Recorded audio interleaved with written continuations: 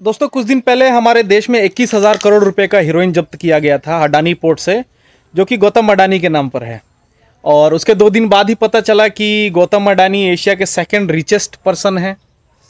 चलिए, ये कोई इंसिडेंस। बात करते हैं बॉलीवुड के सुपरस्टार शाहरुख खान के बेटे आर्यन खान की, जिनको एनसीबी ने अपने हिरासत में लिया है ड्रग बस्ट के केस से रिलेटेड पूछताछ करने के लिए। न्यूज़ की माने तो, आप न्यूज़ तो देख ही रहे होंगे, तो न्यूज़ की माने तो मुंबई से गोवा जाने वाली क्रूज शिप में आर्यन खान अपने 8 दोस्तों के साथ पार्टी कर रहे थे, जिसमें एनसीबी के कुछ अधिकारी अपना वेशभूषा बदलकर उस पार्टी में सम्मिलित हुए और फिर वहाँ उन्हें छापा मारी, जहाँ उन्हें पता चला कि यहाँ तो लोग कोकेन और ड्रग्स जैसे, और भी ड्रग्स का नाम नहीं लेना चाहूँगा मैं, इन सब चीज़ों का इस्तेमाल कर रहे हैं। अब उनको पूछताछ करने के लिए उनको एनसीबी ने हिरासत में लिया है। देखते हैं क्या नतीजा निकलता है। वैसे दोस्तों, बॉलीवुड और ड्रग्स का नाता काफ़ी पुराना है। आप अगर संजय दत्त से लेके चलते आ रहे हैं, या भी सुशांत सिंह राजपूत के जो केस हुआ है उसका नतीजा तो पता नहीं निकला या नहीं निकला, वो हमारे सोचने की बात नहीं है। लेकिन उसमें जब ड्रग एक रैकेट सामने आया, जब रिया चक्रवर्ती को जेल हुई, वो 1 महीने जेल भी काट के हैं उसके वजह से, या आप दीपिका पादुकोण का नाम लीजिए, श्रद्धा कपूर का नाम लीजिए, बहुत बड़े बड़े सेलिब्रिटीज़, अर्जुन रामपाल का नाम लीजिए, ये बहुत बड़े बड़े सेलिब्रिटीज़ हैं, बहुत बड़े पर्सनैलिटीज़ हैं।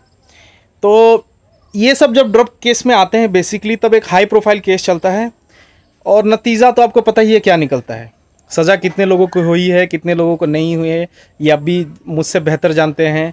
और हमारे देश में क्या सिचुएशन है ऐसे हाई प्रोफाइल केसेस को लेके, ये भी आप बेहतर से जानते हैं। मूवीज़ में जो सेंसर बोर्ड होते हैं उनके बारे में बात करते हैं। जब बॉलीवुड में कोई भी स्मोकिंग सीन हो या कोई भी मारपीट, ज़्यादा अगर मारपीट हो किसी सीन में, तो सेंसर बोर्ड क्या करता है, उस पर कट लगा देता है, या स्मोकिंग हो रही हो तो लिख देता है smoking is dangerous to health.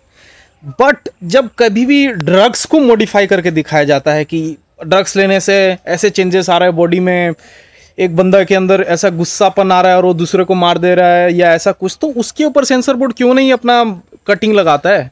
ये भी तो सोचने वाली बात है।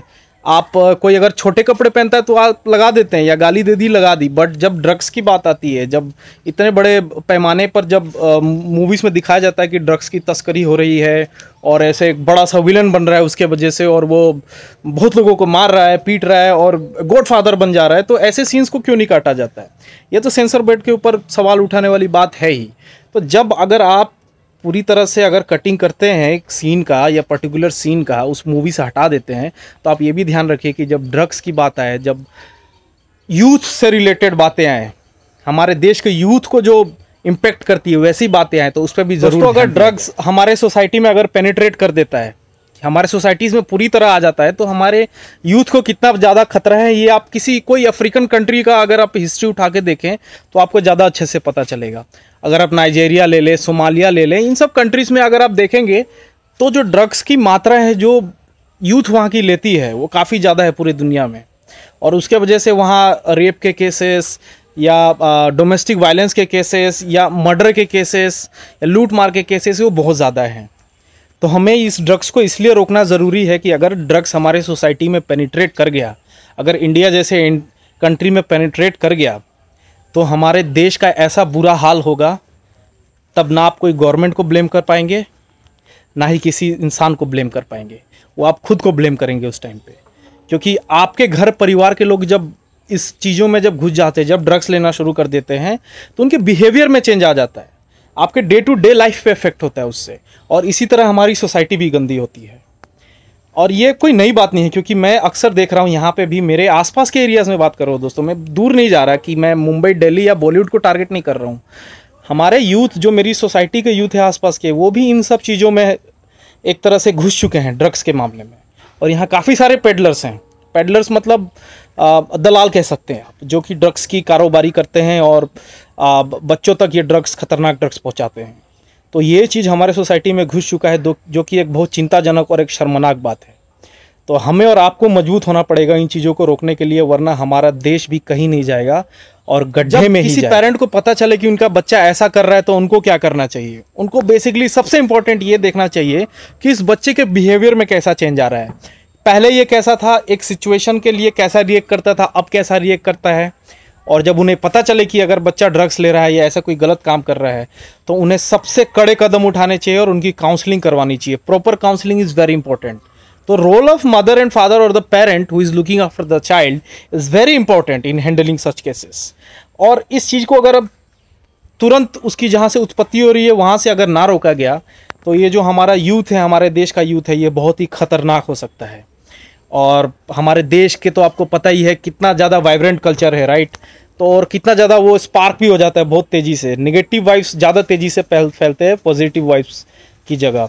तो आपको ये करना है कि अगर आपको कोई भी चीज़ ऐसे दिख रही है तो उसका इलाज तुरंत से तुरंत कराए और उसे पनपने से पहले ही वहीं दोस्तों, इस वीडियो से मेरा ये मकसद नहीं है कि मैं किसी को क्रिटिसाइज़ करूं या किसी कोई वर्डिक्ट दूं, क्योंकि ये तो हमारे न्यूज़ चैनल ऑलरेडी कर ही रहे हैं। और बात यह है कि ये बहुत हाई प्रोफाइल लोग हैं जिनका नाम मैंने लिया है, तो इसमें मेरे बोलने से कोई फ़र्क नहीं पड़ेगा। हाँ, फ़र्क ये करना है, मेरा ये काम है या आपका कर्तव्य ये होना चाहिए कि हमारे सोसाइटी में अगर ऐसे कोई केस देखे ड्रग्स लेते हुए या किसी तरह का भी गलत कदम उठाते हुए कोई भी यूथ दिखे आपको, क्योंकि ये चीज़ें यूथ में ही ज़्यादा आती हैं, तो आप प्लीज़ उसे जल्दी से जल्दी रिपोर्ट करें। अपने आसपास के पुलिस स्टेशंस में रिपोर्ट करें, या उनके पेरेंट्स अगर आप उनको पहचानते हैं तो उनके यहाँ जाकर रिपोर्ट करें। बट रिपोर्ट करना बहुत ज़रूरी है ताकि ये लोगों को रोका जाए, इन बच्चों को जो कि हमारे देश का भविष्य है, इन लोगों को रोका जाए ऐसे गलत। जाते जाते यही कहूँगा दोस्तों कि हम ट्विटर पे अक्सर ट्रेंड्स देखते हैं कि justice for Sushant Singh Rajput, boycott Bollywood, no to Bollywood, से नो टू बॉलीवुड, या पता नहीं क्या क्या।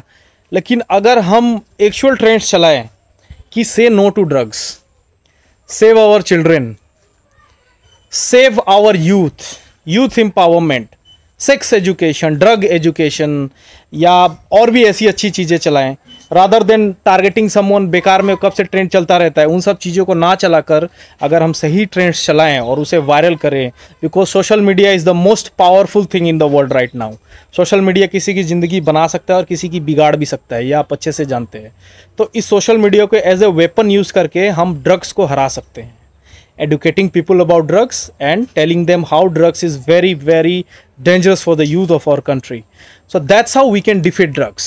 अगर हम एक साथ आते हैं और इन चीज़ों से लड़कर, इन चीज़ों को पटक कर आगे बढ़ें, इन चीज़ों को हरा कर आगे बढ़ें और हमारे देश को एक स्वच्छ, यूथ को एम्पावर्ड और सोसाइटी को नंबर 1 इन द वर्ल्ड बनाएं, तब हमारा देश इनक्रेडिबल कहलाएगा। सो से नो टू ड्रग्स, और इन हाई प्रोफाइल केसेस से प्लीज़ दूर रहें, क्योंकि ये ज़्यादा आपका दिमाग खराबी करेगा, ना कि आपको न्यू नॉलेज देगा। So stay away from fake news and से नो टू ड्रग्स।